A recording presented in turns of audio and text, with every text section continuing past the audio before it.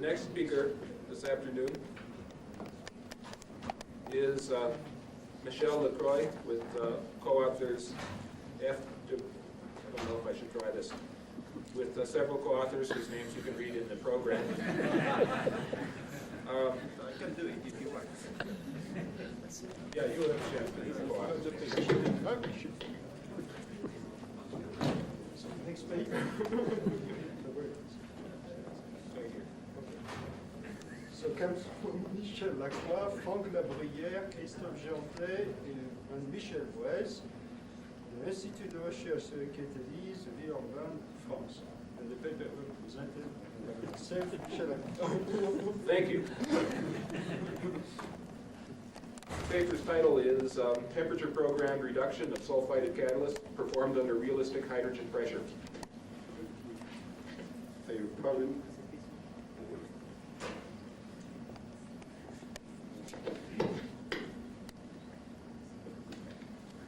Okay, thank you, Chairman.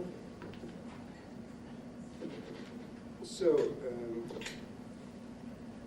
the title of my talk contains mainly two different keywords, sulfide catalyst and temperature program reduction. So I'm going to try first to explain why we need to study the reduction of sulfided catalysts.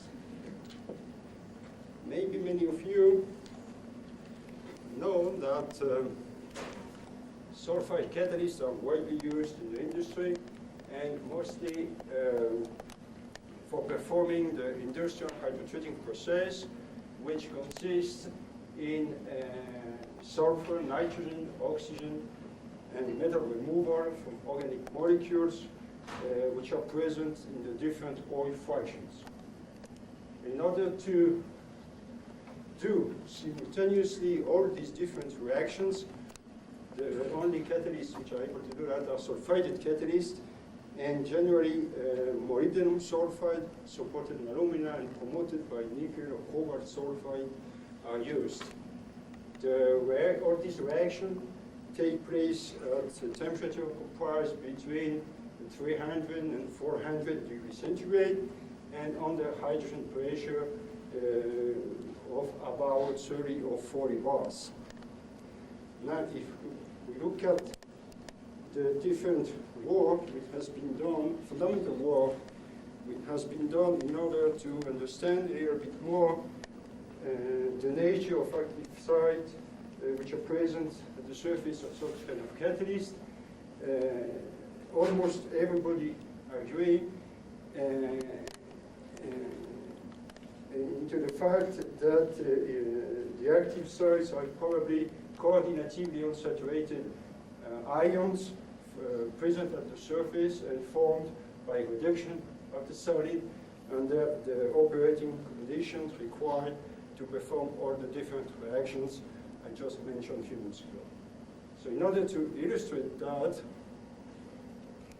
for instance, we have represented here the evolution of the catalytic activity or the adsorptive property of a unsupported model transition metal sulfide as a function of the degree of reduction of the solid. And you can see very easily here that the catalytic activity increases as far as removing sulfur from the surface and reaches maximum then decrease due to sintering and to phase segregation. Anyway, in the ascending part of the curve, you can see that we need to reduce a sulfide catalyst in order to get sulfide catalytic activity. Similarly, a lot of studies were done in the literature concerning the catalytic properties of various transition metal sulfide, and results showed that ruthenium sulfide is one of the most active catalysts, at least with respect to conventional polyphase or niobium sulfide. And if we look at the reducibility of these solids, you can easily see also that ruthenium sulfide could be easily reduced, at least by comparison to sulfide. Consequently, it appears in the first approach that easier is the reduction of a sulfide, highest will be the probability of forming cordiality on the right side, and higher will be its catalytic activity. The problem is that all these fundamental work has been done at atmospheric pressure, while these solids industrially work at high hydrogen pressure. The question is does the degree, the reduction of the solid is hydrogen pressure dependent? So one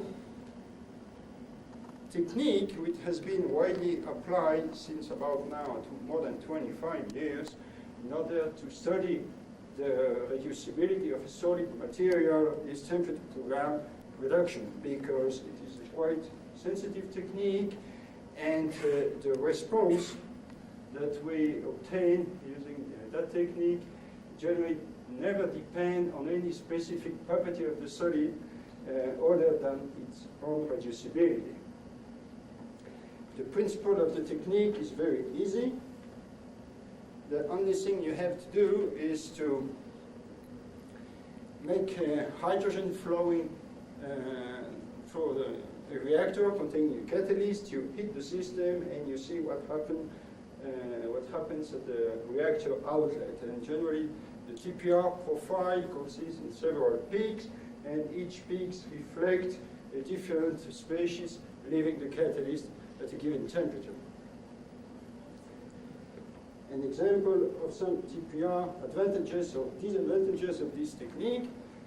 If you look at, for instance, the reduction of an oxide, this reduction would, of course, lead to the formation of water, and water can be condensed inside the different tubing of the cell, and that's the reason why many people prefer to analyze the hydrogen consumption instead of the water formation.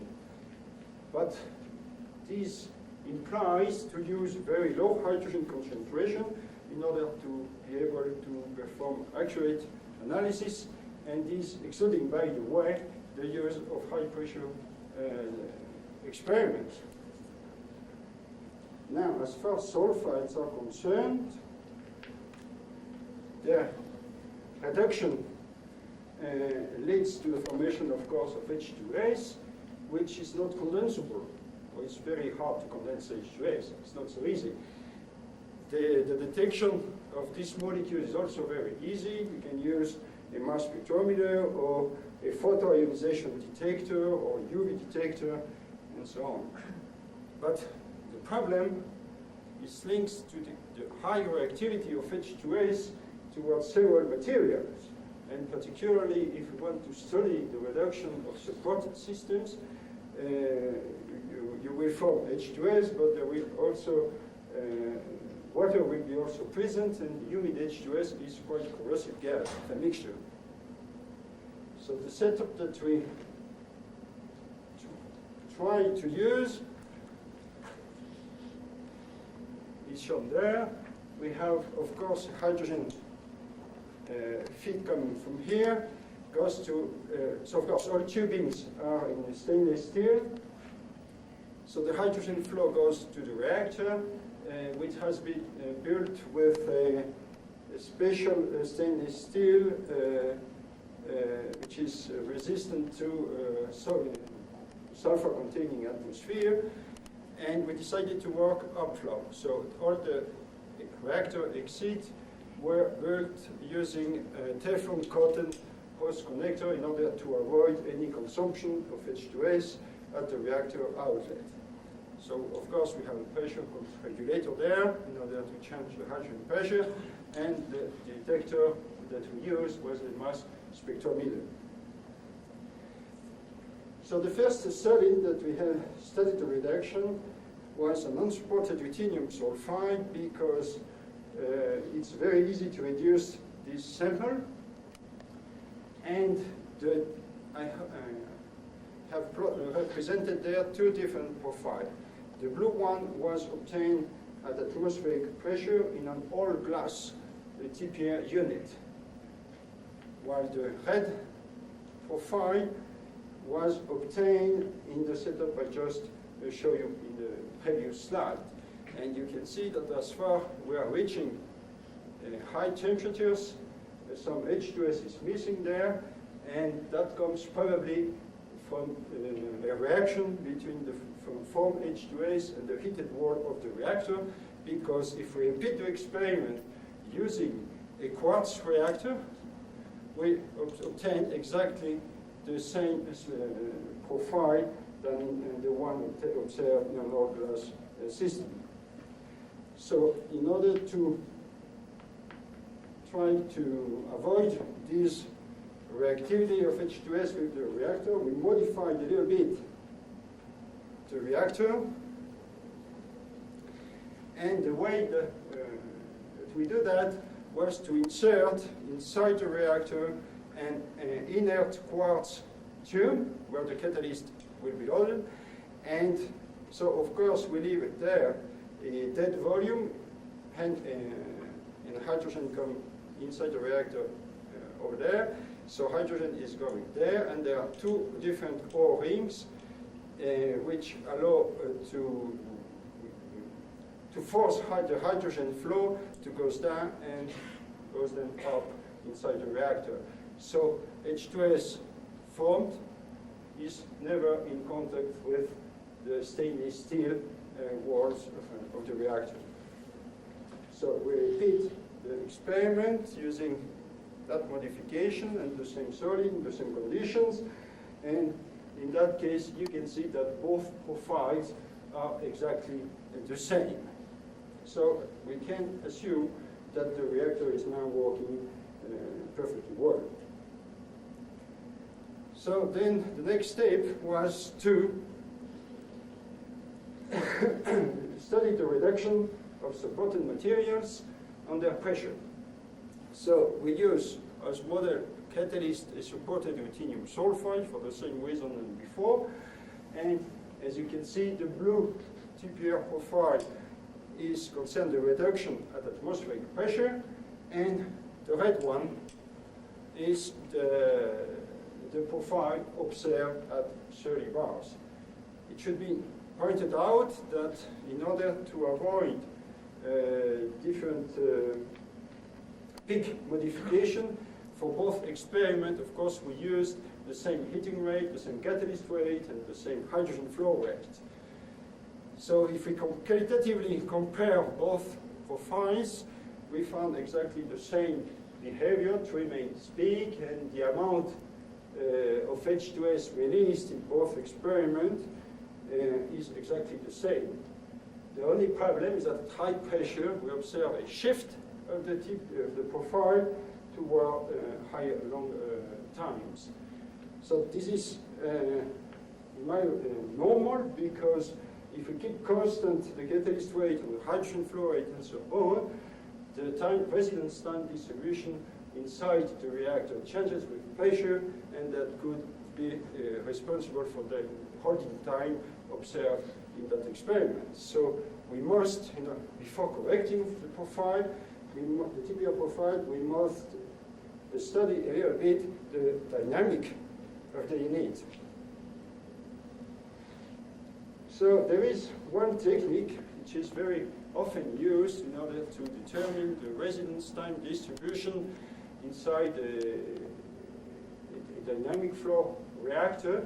This technique consists in injecting very quickly and as close as possible to the catalyst bed a small volume of an inert gas, and to see then how this inert gas is coming into the detector.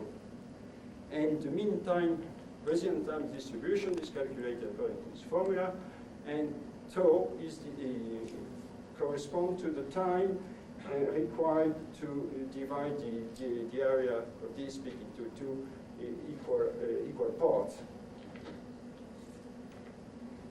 So we did that for different hydrogen pressures, and here are the results.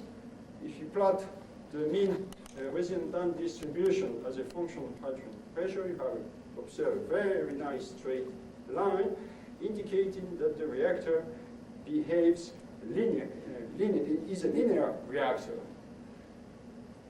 So that's a great advantage because this allows quite easily to correct the TPR profile from the holding time due to the residence time distribution.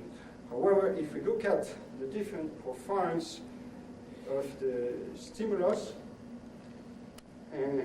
we can see that depending on the pressure, the peaks enlarges quite significantly. And this is characteristic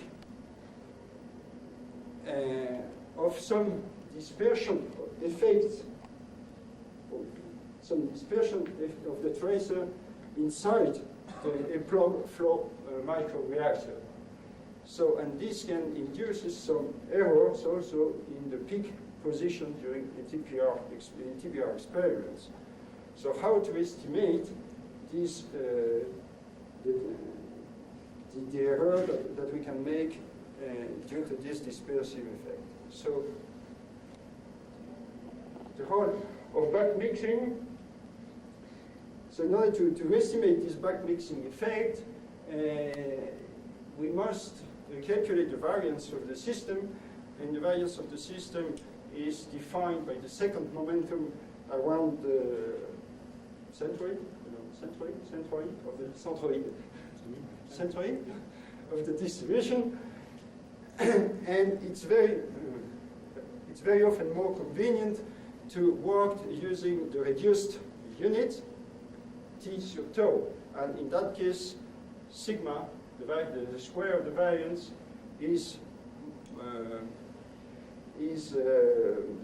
corresponds to the reciprocal Peclet numbers. So I'll just show you what happens when we work in reduced unit. As you can see, normally if the reactor works perfectly as a block flow reactor, we should observe a very, very narrow peak, exactly center to the value of tau. Now, due to backmixing, as we have seen a few minutes ago, peak enlarges, and the maximum in concentration is slightly shifted to a lower value of theta. So taking into account all these data, here is the corrected TPR profile. So you can see now that the peaks are shifted to lower temperatures, and these black segments I draw here correspond to the estimated error in the values of the resident time distribution according to the value we have previously calculated with the variance of the system. And you can see that according to this, we can consider that mostly the first peak and the last peak is pressure dependent, while the intermediate peak doesn't seem to be greatly affected by hydrogen pressure. So from now, we try to identify to which species at the surface of the catalyst correspond each peaks.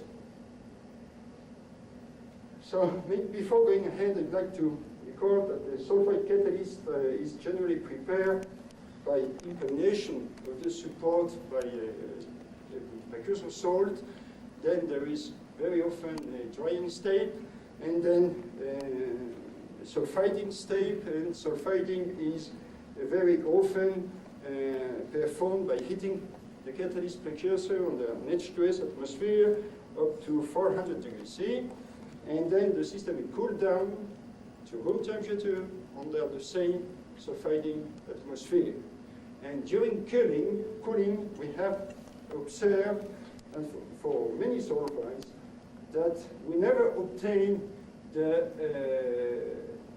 the corresponding stoichiometries. In the case of ruthenium sulfide, we always observe the sulfur-to-metal ratio higher than 2. And when reducing the solid on the hydrogen, after the appearance of this peak, the first peak, all the solids are now stoichiometric. That means that the first peak corresponds to the elimination of the over stoichiometric sulfur. So it's tempting to attribute now the second peak to surface sulfur species, and of course the higher temperature peak to bulk reduction. So in order to get a little more insight into this hypothesis, we have studied the temperature program reduction of ruthenium sulfide, but we try to change the average particle size of the active phase. So this is the solid that we have seen up to now. Now, if we sinter this catalyst by sulfiding the system at higher temperature, particle size becomes higher, about 50 angstrom, and you see that there is a drastic modification of the TPR profile.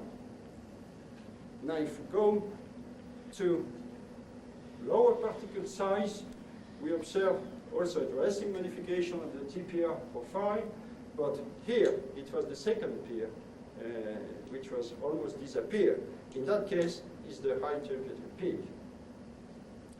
So we try to build a geometrical model in order to explain these results, and we start from the cubic unit cell of ruthenium sulfide, and we make it growing in the tri-dimension, and then we have calculated the number of surface sulfur atoms, the number of sulfur atoms present inside the particles, and so on. And we were able to ascribe, and that fit very well with the particle size, so we were able to definitively ascribe that peak to surface reduction, and this one to bulk reduction. So that means that the surface of that catalyst could be reduced at atmospheric pressure or under high hydrogen pressure, but anyway, as far the temperature does not exceed, let's say about 700 Kelvin, the solid will have the same composition. Then we did more or less the same experiments on more realistic solids. Here is, for instance, the TPR profile related to the supported molybdenum disulfide, and I can say exactly the same remark than before. The overstoichiometric peak is eliminated at low temperature. Here start the bulk reduction of the molybdenum sulfide particles, and between we observed again no differences between the high pressure and atmospheric pressure experiments. And exactly the same conclusion can be done over the industrial cobalt molybdenum sulfide supported on alone now. So I think it's time now to conclude. Anyway, I don't have any more transparency, so I have to conclude. So I think that this work presents the first quantitative approach of high pressure temperature program reduction of solid materials. And as I just said, as far the surface of a sulfide catalyst is reduced, it looks like pressure doesn't affect the kinetic of the reduction. So I think that this is quite an important result, at least for those who work on sulfide catalysts, because it's encouraging in doing some fundamental work at atmospheric pressure, either absorption or infrared spectroscopy, and so on. Thank you very much for your attention.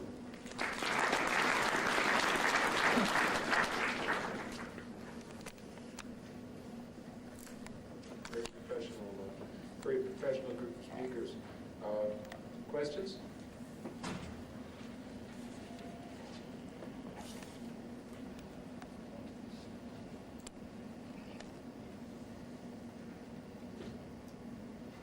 Simon from Seoul National University, Korea. You explained that you inserted a Teflon tube in your reactor, TPL reactor. I found that you were heating the reactor up to 1000 degree K. I wonder if this Teflon does not decompose under such high temperature. No, the heated part is not. Sorry, there is the. No, it's not there. Okay.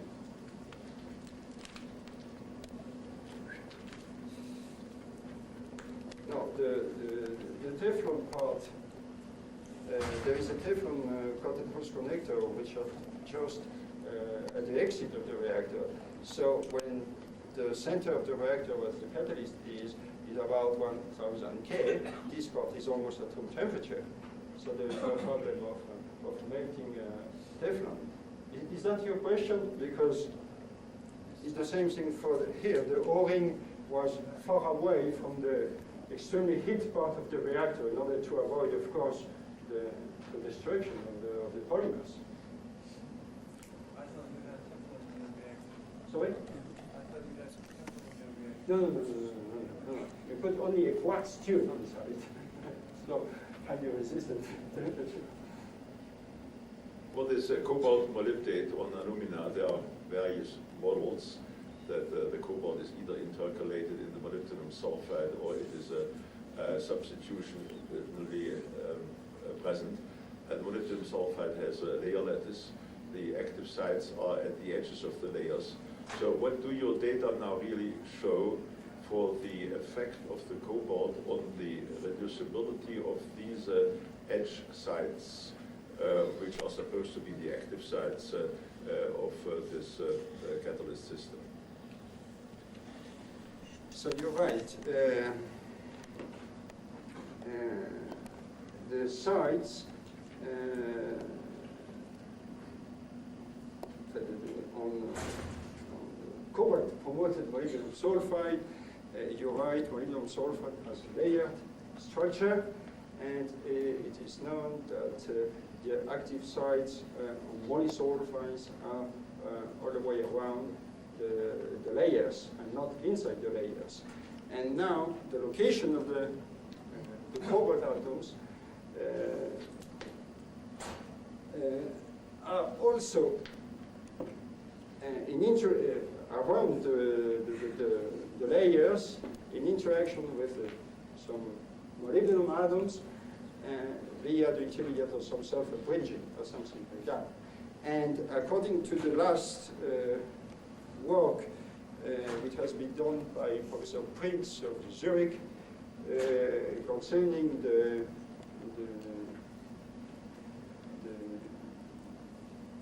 geometry of the cobalt site, he has proposed that cobalt has also a sulfur atom, is on a 5 coordination shell, which is linked. So this extra sulfur atom is pointing out the crystallites.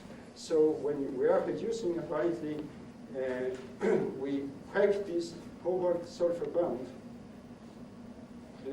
During the HDS reaction, there is an equilibrium between this sulfur removal and sulfur comes in and out from this phase. And this is probably, if I find again where is my TPR, but I don't know. Here. And we believe that, what temperature is that? It's about 400 centigrade, yes. That bit here corresponds to the phase segregation of the Chromos phase.